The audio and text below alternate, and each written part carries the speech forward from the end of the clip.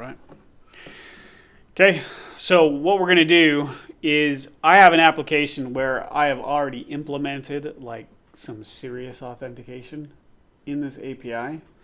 And we're going to learn about token-based authentication, since mostly you guys are building full-stack apps with a single page front end, which means you're going to be authenticating via token-based authentication across to an API. Okay, and so because most of the time you are going to be doing token-based authentications with single-page applications, I'm going to walk you through some pretty intense details of how this works. And so we're going to be referring back to my code to talk about how it works, but we're going to be implementing everything inside of a clean project that is just a regular Express app, and we're going to set it up as an API.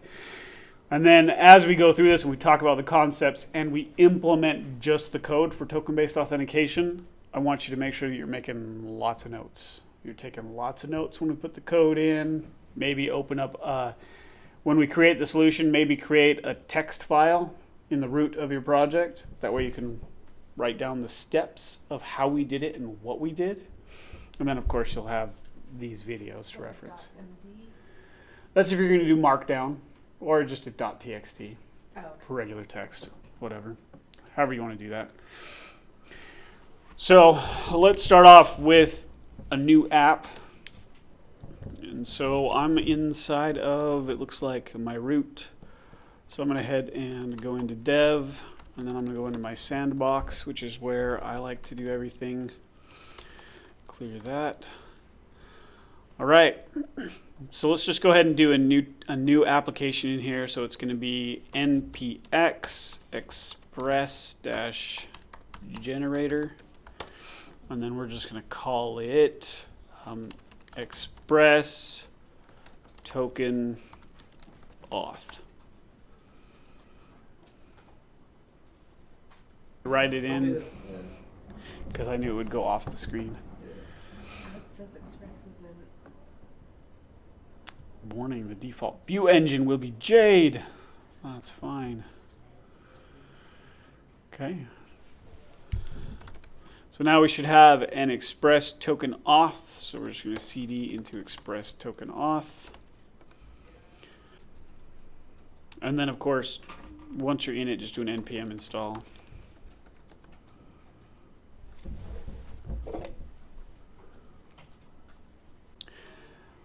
Everybody to that point? Okay, then we'll just go ahead and open it up in our editor. So you guys can do, what is it, code and then dot? Okay, then I'm going to do WebStorm. Dot. I just like my WebStorm so much better. And since you guys are more advanced now, meaning that you don't need me to use actual code, I'm going to do what I want to do. What do you want? Okay, so we're going to go ahead and start off with something that you guys have already done, right? And that is making sure that you have a config file, which is your config. And then we're going to add a .env file. Okay? So you guys remember how to do that?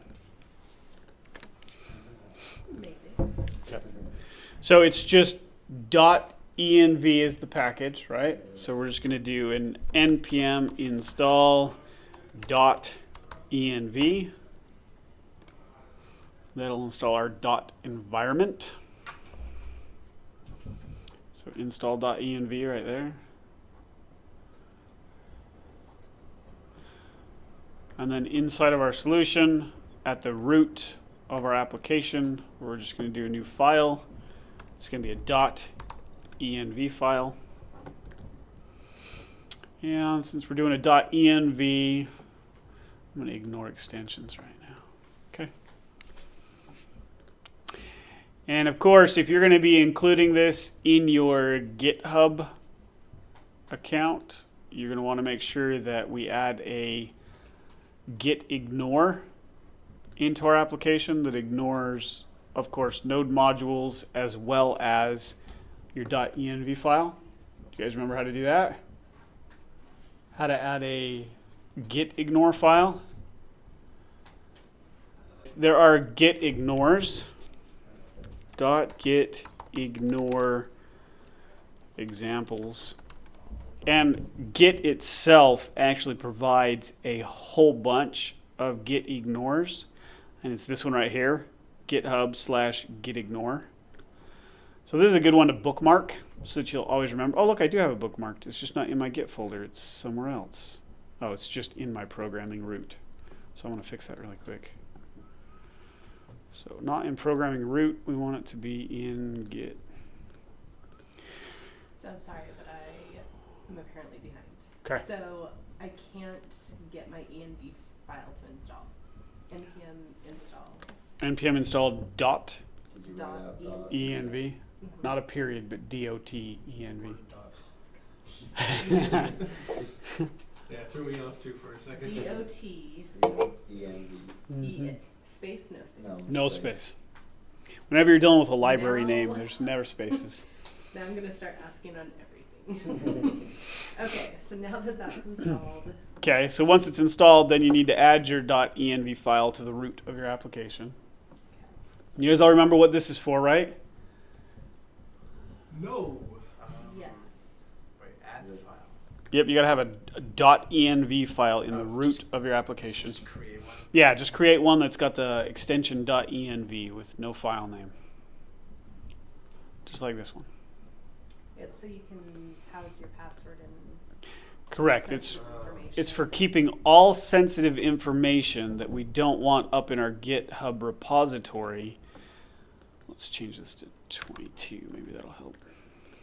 Okay.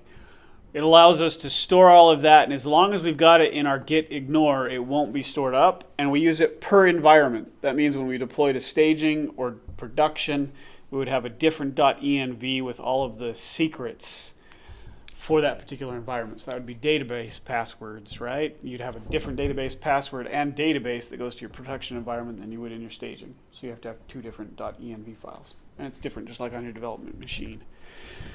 So we're definitely going to use this because today we're going to be talking about how we hash and salt passwords.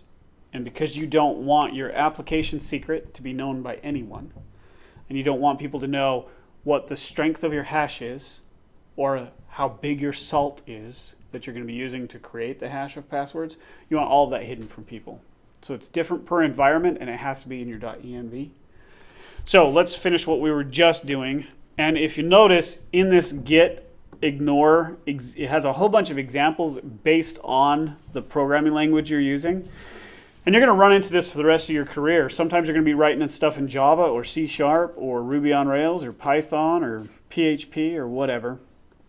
And you're going to want a .ignore that's specific to the programming language you're using. So in this example, or what we're doing right here, we're going to want either Express or Node. And it looks like there isn't an Express specific one.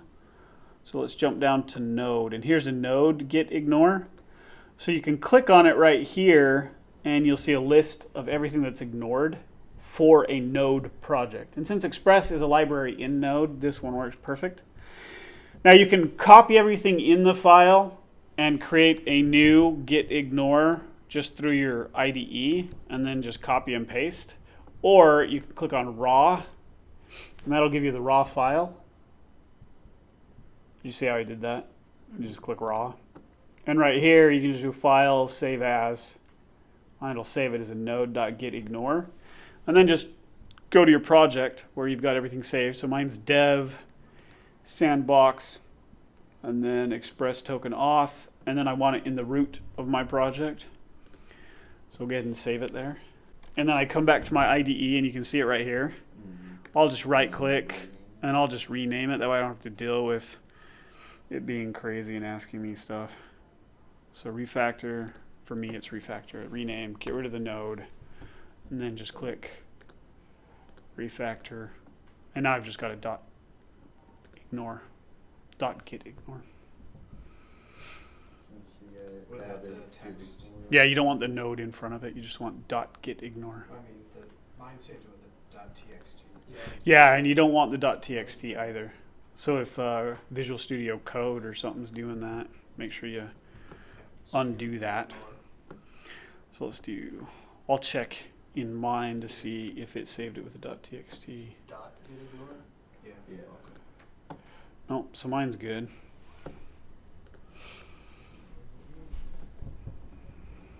So it should just look like this. You've got a .env and a .ignore. Does everybody understand what the dot is and why OSX says this is reserved, blah, blah, blah? No. Sorry, what was that? When you have a file with no name and just dot with an extension, it's automatically going to be a hidden file or considered a system file. And that's why, unless you have hidden files checked, you don't see them when you're browsing. Because they're considered system files. And so Mac OS identifies them as a special file you don't want users editing. And so since we are developers, we usually turn on show hidden files, and then we can see our .ide, which is from WebStorm, and then you can see your .env and your .ignore. Well, it makes sense why to show it. Shortcut is like option shift dot. Correct, because you don't want average users editing these files. Okay? Dot env, so you just push dot on the keyboard. It's just connecting the library. Okay. Awesome. So now we've got our .env, we've got our .ignore. Now we have to make sure that our .env is in our ignore file, along with node modules and all that kind of stuff. And since this one is for node, we should definitely see a node modules, which you see right there, as well as gypsum packages. And then 172. there it is, .environment.environment.test. So it's already excluded, so now we don't have to worry about our .env being uploaded to our repository. Okay? And of course, you'll probably want to take this one when we're done and create a new repository for it and copy this over and upload it. That way you've got it permanently in your Git repository showing that you can do token-based authentication and implement it in an Express app, and then go implement it in your actual app. But you'll have a fully functioning one when we're done with this. Okay, everybody sees that in there? So that means we're good. Our environment file will not be publicly accessible. We'll just have to set it up every time you clone this repository, right? Okay, so now what you can do is, because .environment is per environment, and at any time you might re-image your computer and have to re-download this, and then you have to remember what all your environments are that you have to configure. You can either create an environment notes.txt and then actually list out what the variables are, what your environment variables are, and what they are and what they're for. That'll kind of help you remember. Do you guys get what I'm saying? I think so. Like Well- in that. But don't save it in the repo. No, you can save what the keys are and what they're used for, but don't include any values. Oh, okay. Does that make sense? Because then if another developer has to download a solution because you're working on it with the team, they'll be able to set up their own .environment because they'll know what the keys are and they'll know what they should have as the values, but you won't give the values, right? Just a definition of what they are. Okay, and we'll do something like that so you guys can see what I'm talking about. So I'll just go ahead and add a new file, and then we'll just call this .environment notes, or you can call it config or something like that. I'll just call it notes and just do a .txt. And then as we add our keys here, we'll add the keys here with an explanation as to what they are.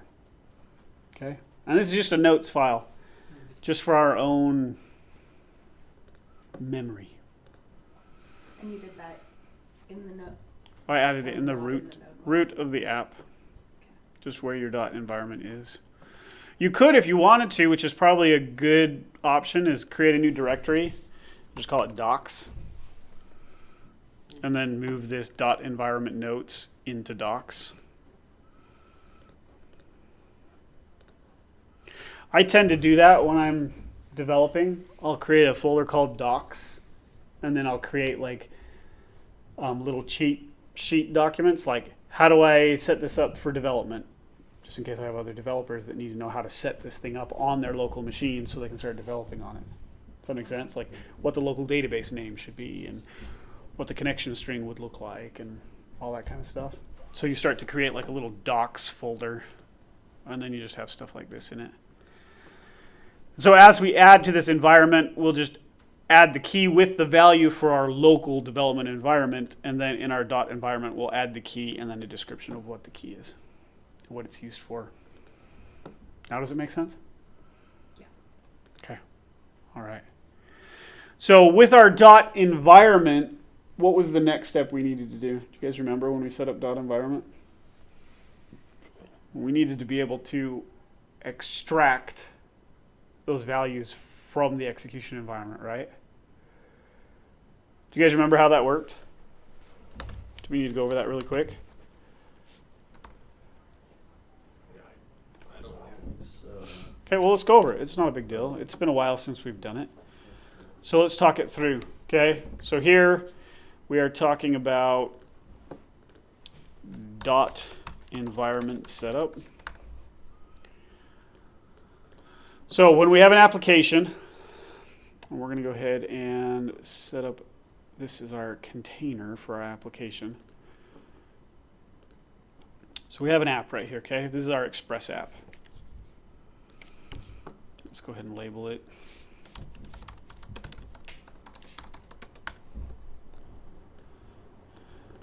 And then we have our greater environment. Do you guys remember what that was? The greater environment from that discussion? The node.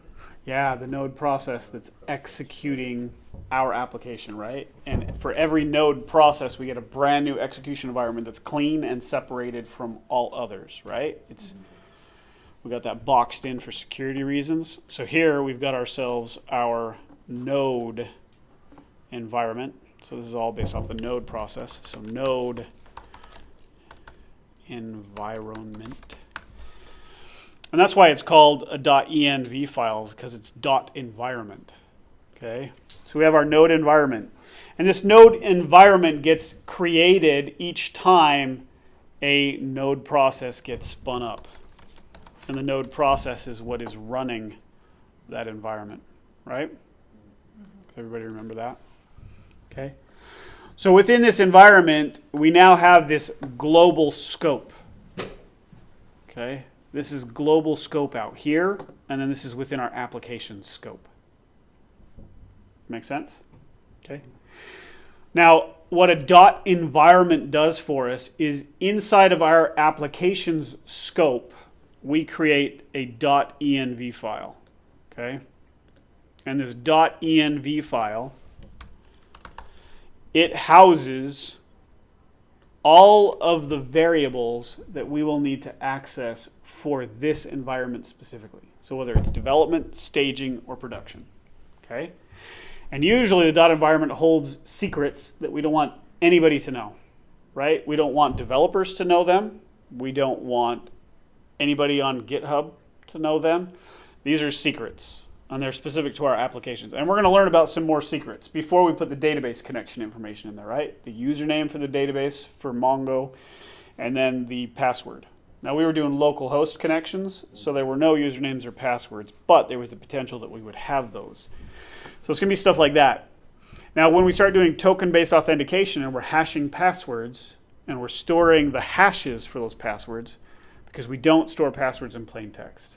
That's a big fat no-no, right? We don't store them in the database. Otherwise, we end up with all these awesome exploited applications like we've seen where usernames and passwords are put up on the dark web because some idiot put it in clear text in the database, right? So we always hash passwords. But hashing a password, although it's one directional, we can take some text and we can hash it, and we can't unhash it, okay? Encryption is where you can take a value with an encryption key, you can encrypt it, and then as long as you have that key, you can actually decrypt it and have the exact same value. That's encryption. But when we're working with passwords and we don't want to own the user's password, meaning we don't want it in our system and we don't want responsibility for it, same thing with credit cards and stuff like that, we don't want responsibility for it. So what we do is we originally get it from the user when they set up their account, we take their password and we hash it.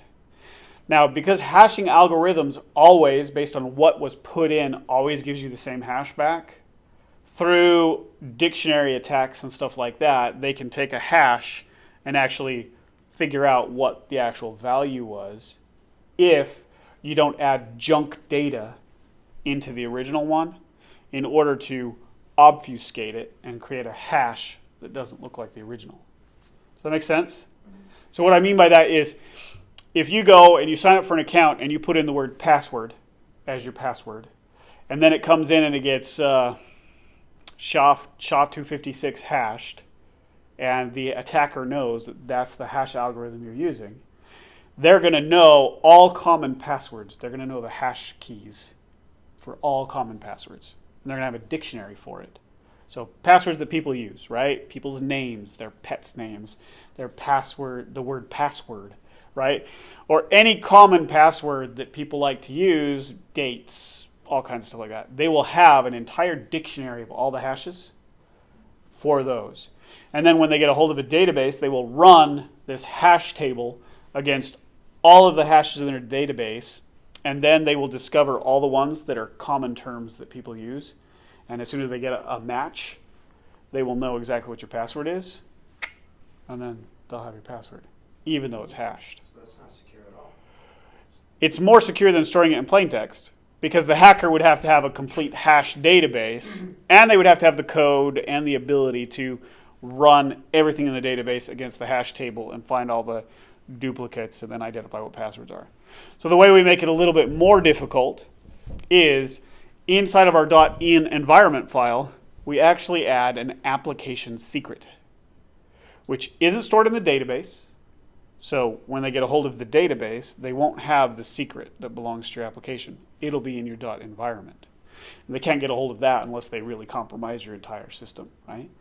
But if they just get a hold of the database, because the secret is stored in your .environment and it's only on your production environment and no one knows it except for the person who installed the key in the .environment in production, which is usually your deployment manager, and hopefully you trust them, okay?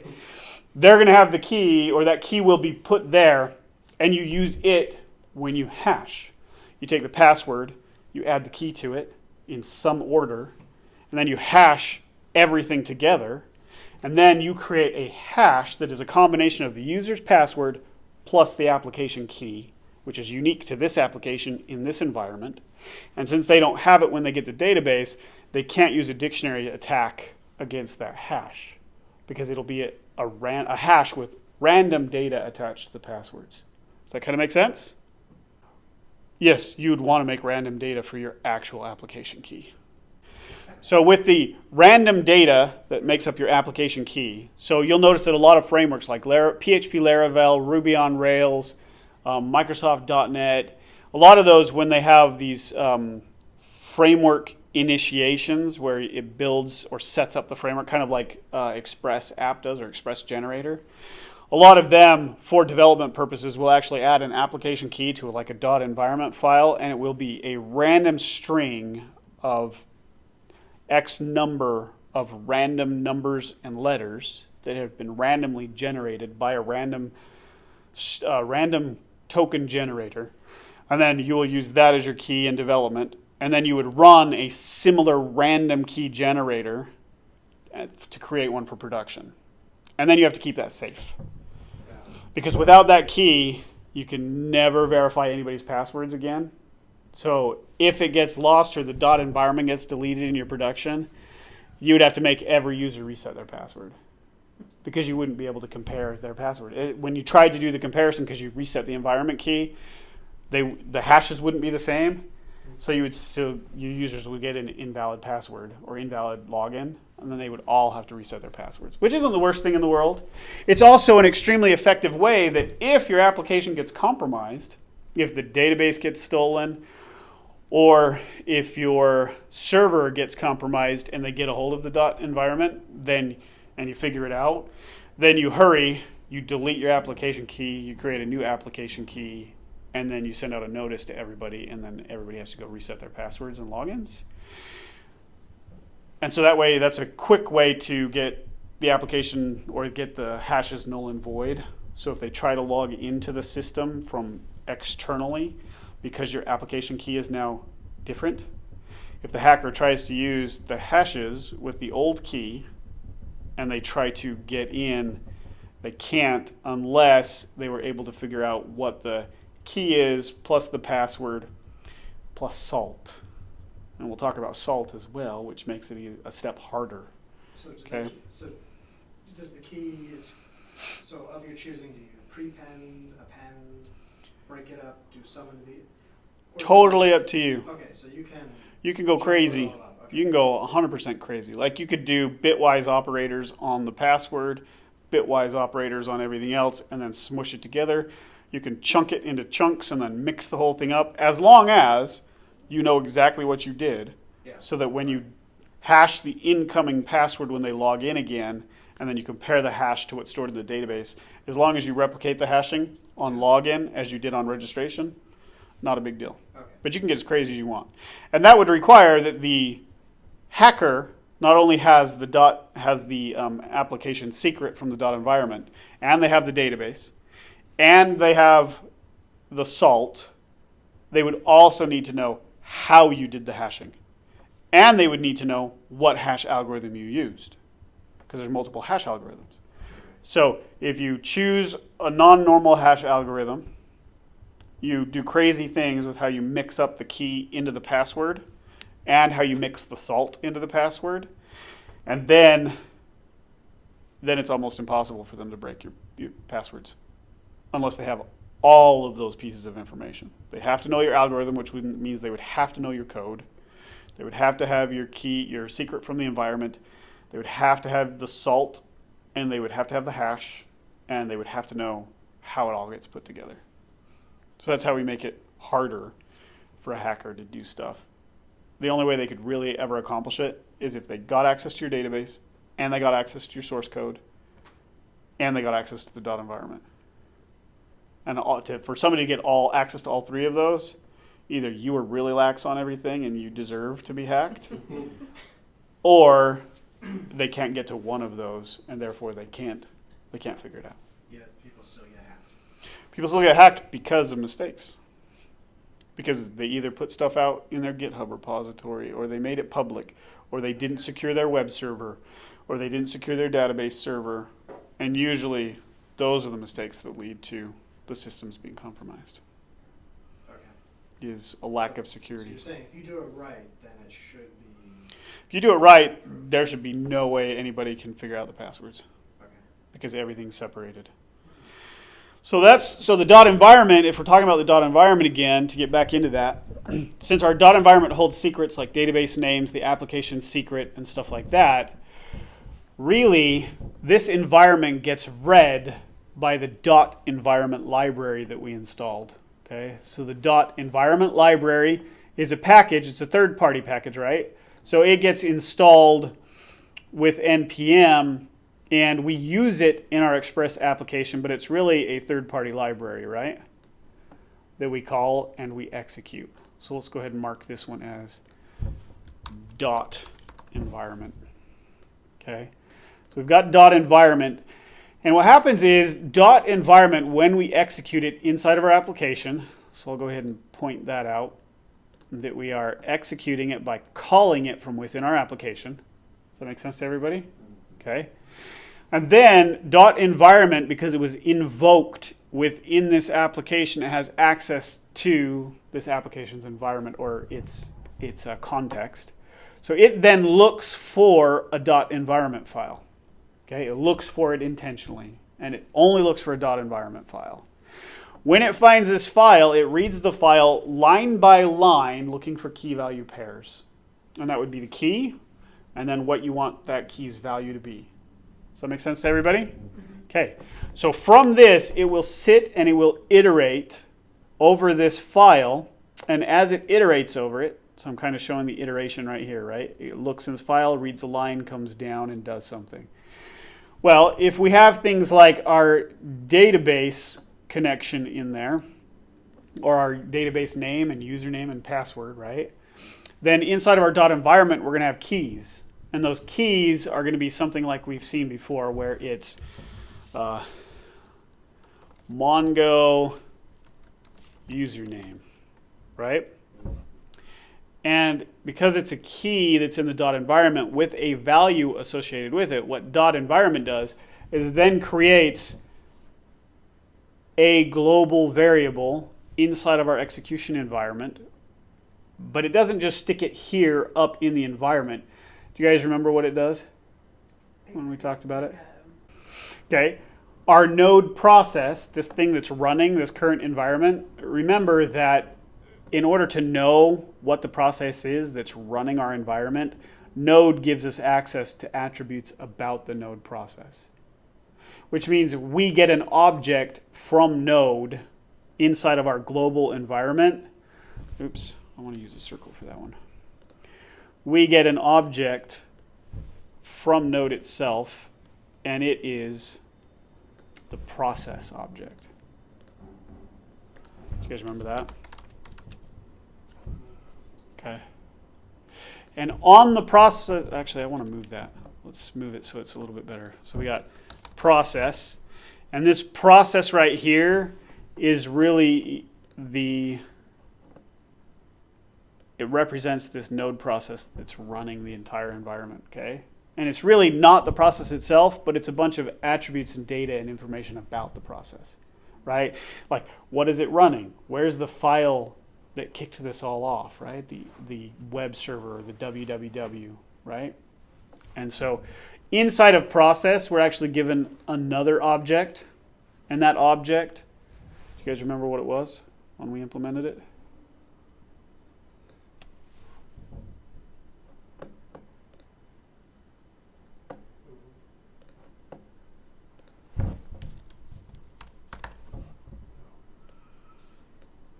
The environment object. And it has a whole bunch of information about the environment. You guys remember this now? Okay.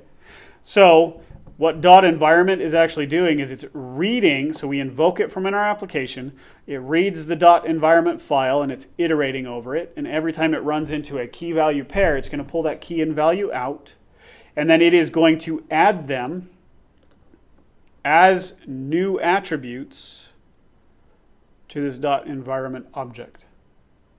Okay? And so when it does that, so let's say the key was that Mongo database one. So Mongo, forgot the end, Mongo underscore username, and then usually it's set to a value, right? Some value. And this gets set as a property on this environment object. So then inside of our application, we can do process.environment.mongo username. And we can actually get to it. Because this process object is available within our Express app because it's inside of our global environment. Does that make sense? Because remember, JavaScript scoping, right? This is our executing application. Well, it has access to objects that are within its parent scope. And the parent scope right here is the node environment, that node process. Does this make sense? Yeah. Okay. So it's going to iterate over this, and it's going to add all of the key value pairs to this environment object, with the key being a new attribute on that object and the value being the value that's assigned to that attribute. Okay? Now, when it comes to passwords, there are things that we call the application secret, and then the length of our salt. And that's the salt is an additional bit of random data that we add to the password in addition to the application secret in order to make the password even harder to dehash, right? To have a common hash dictionary that could then exploit it. So inside of our dot environment, we would most likely have a couple more that we would be adding to our dot environment, and those could be like this one. It would be AppSecret,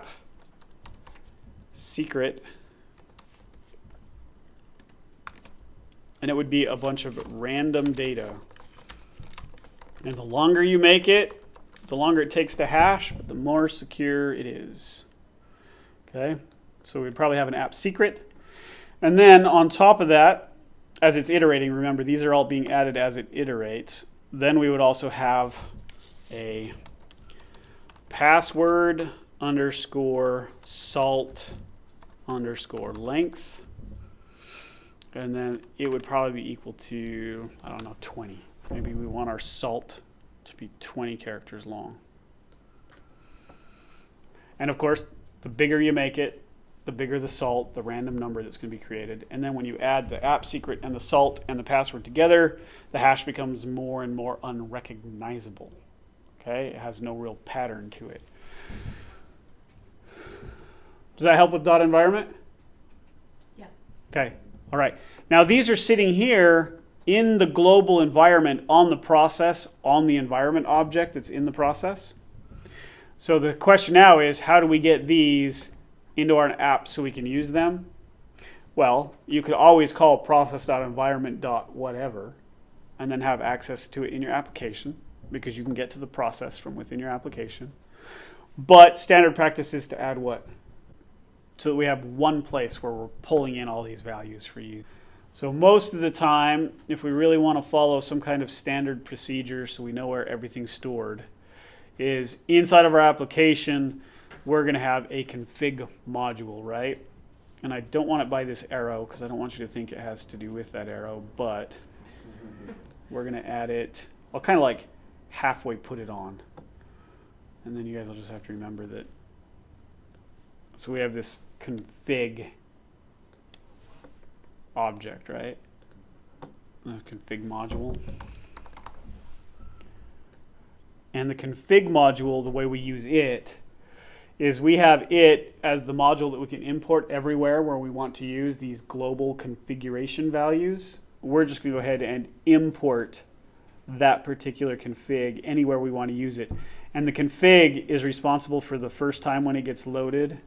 It's going to go ahead and pull all the keys off of the environment and make them part of itself. So that's what we're going to do right now. So that's the first step. So the first step in implementing authentication is making sure that your AppSecret and your PasswordSalt length are not known to anyone but the deployment manager or you when you deploy your app and you put it in that .environment file. All right, so we're going to implement this first. And then after we implement this, then we're going to talk about the next step. You can see why I'm saying authentication is pretty involved. But then security is. When you want to secure your application, protect yourself and protect your users, there's a lot of fine details that go into it in order to make sure that you're actually keeping everybody safe.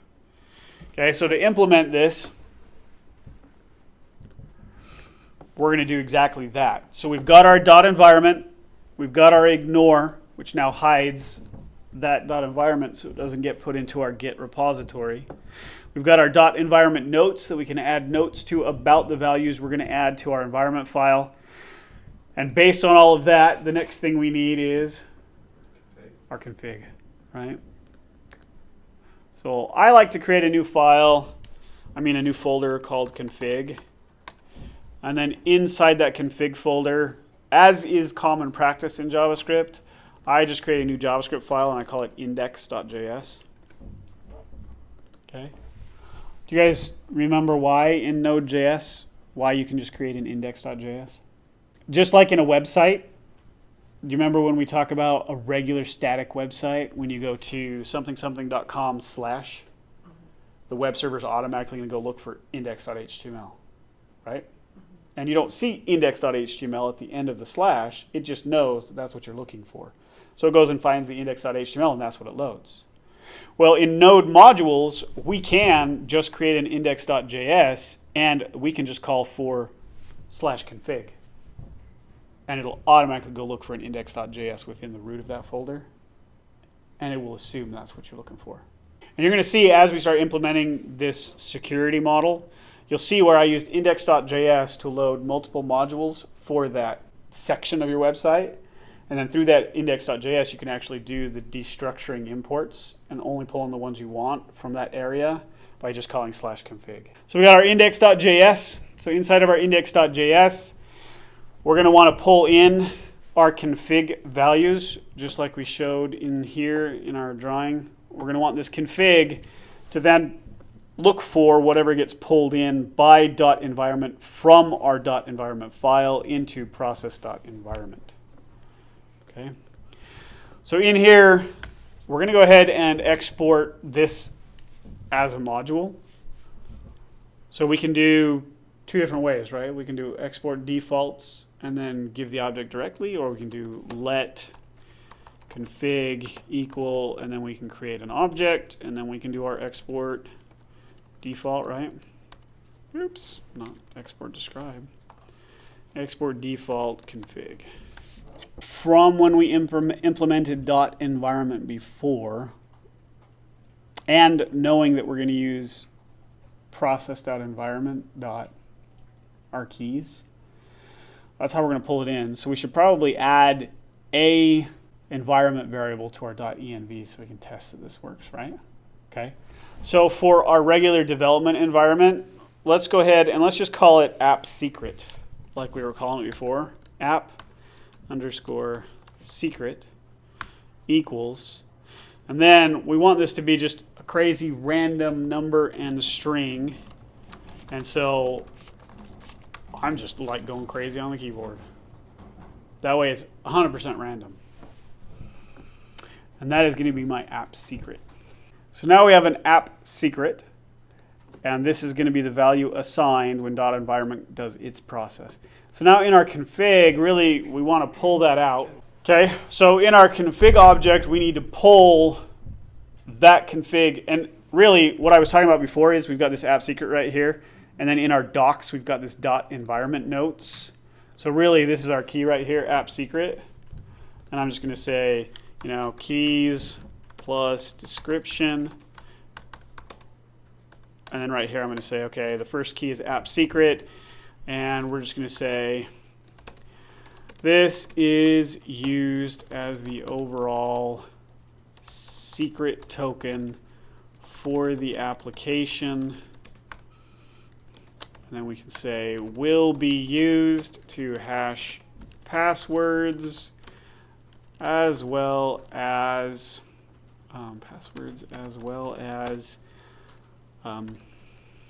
other app specific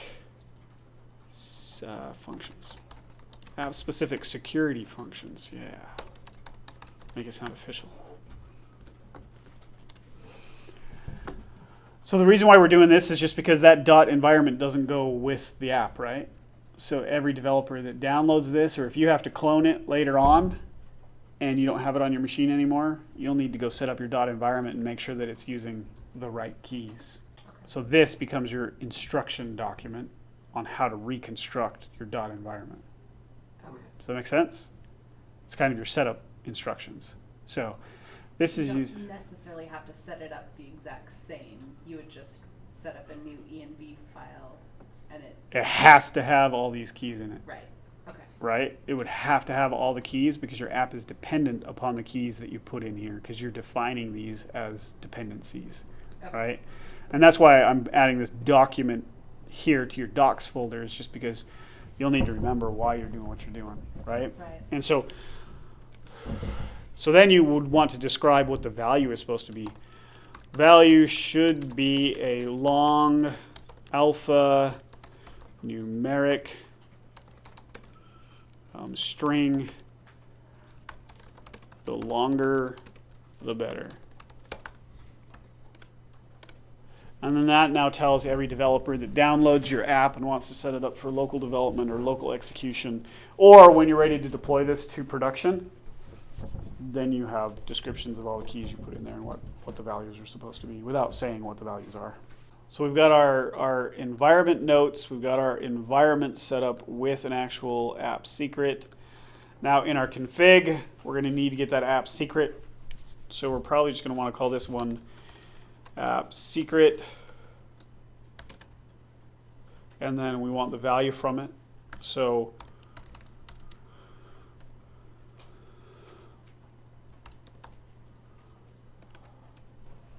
and then, of course, we're going to want to pull this AppSecret.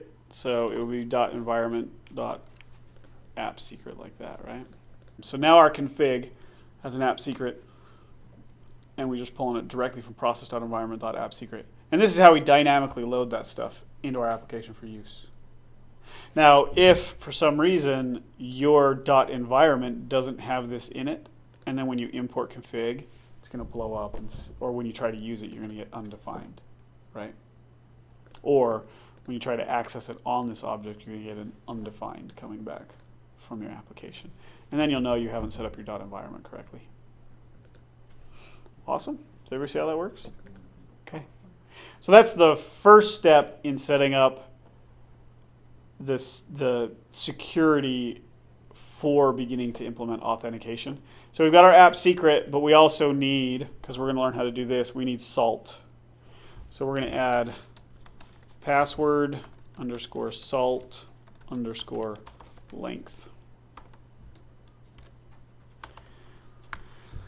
And we're going to have that equal to, let's do 20. So we'll go back to our config, we'll add another key here, and we'll call it password salt length. And then we'll do our process.environment.passwordSalt length. So those are the two big things that we need to start implementing authentication that we need stored in a .environment. All right, so that's the first part. And then the next part we're going to get into is, along with the secret key and the length, we also need a token expiration term, because we want our tokens to expire after a certain amount of time and force the user to sign back in. Okay? We can set that to anything. It could be 1 day, it could be 8 hours, based on the library that we're going to be using. Because I didn't want to make the user log in all the time, because this really doesn't have confidential information in it, and so that it's convenient for the user, I just did an expiration of 30 days. So they need to either log in and begin using the app to get their token to refresh, or if they sit for 30 days, if the next time they try to log in, we'll just log them out because their token will be expired. So we're going to want to add this here is a token expiration term. We're going to add that to our .environment. So token expiration term. And for now, just set it to 30 days. And then once you've got that in there, then it's just go back to your config index and add it to your config. So comma, and then token expiration period, and then process.environment.token expiration. Oh, I guess it's term. So I'll change this to term so they match. In most applications, you're probably going to pull the config into your app.js because it's probably going to have other stuff in it. So we're just going to import it right now and run our app to make sure all this works, because we've added quite a bit to our app already and we haven't run it yet. So let's go to our app.js, and then right here under our last import, let's just do a let config equal require, and then we're just going to pull in ./config and leave it at that. And of course, it'll automatically pull in our index.js. And now, just for the fun of it, to make sure we can see that everything's working, let's do a, well, we can do a console.log, or we can do a breakpoint, right? I prefer breakpoints. That way we're not adding crazy code to our applications. So let's just go ahead and do a debug start. Okay, I've got an error. Did you guys get an error? Yep. Okay, awesome. So uncaught exception, module, compile issue. What does your guys' error say? Unexpected token export. Unexpected token. Syntax. Oh, because it's, is it exports default? Let's go look. Export default config. Huh. Yeah, same thing. So it is export default, right? Yep. So why are we yelling at us? Let's look at one of these. Oh, it's module.exports. Come on. We're using React browser stuff.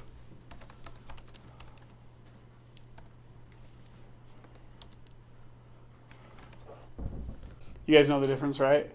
React uses the regular JavaScript module system that's defined within JavaScript. And Node uses, anyways, it uses a different module system. Let's try this again. So module.exports. We were using the React syntax, which makes sense since we're always jumping around. So I'm going to go ahead and I am going to put a breakpoint right here in my index router. And then I'm going to go ahead and restart my debugger. And I should be able to stop on the config. And we should be able to expand the config.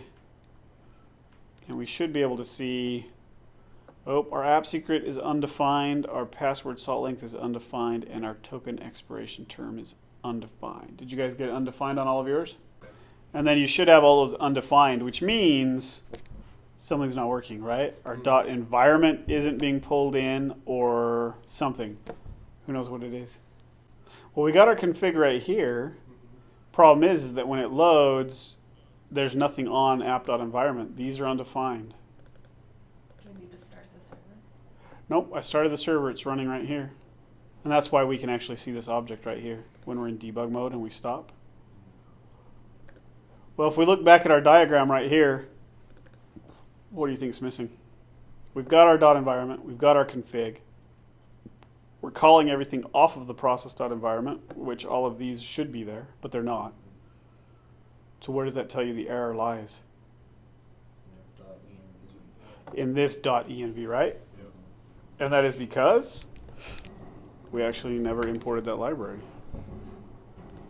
And so .environment isn't looking for .env, and it's not putting all of those things on our .environment, right?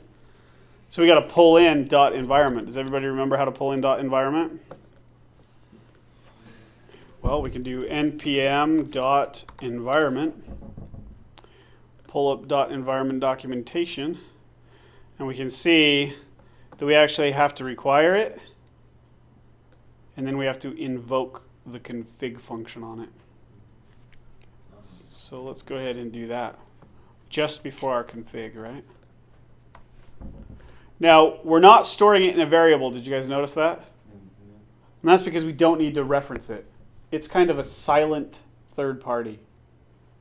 Because once we call config, it goes, looks for our .NET, our .environment file, reads the file, puts everything onto process.environment, and then it's done. And we don't ever need it again. Does that make sense? Okay. So now that we've added or we've required .environment and then we've called, .config on it, .config, this function is the one that actually goes out, looks for the .environment in the root of our application, reads through it, tacks it on to process.environment. And now, with this implemented and our config implemented, we should be able to go ahead, debug again, look at our config, and you can see our config actually has values in it. Does everybody get values? Yep. And it should be the values that were in their .environment file. I put an exclamation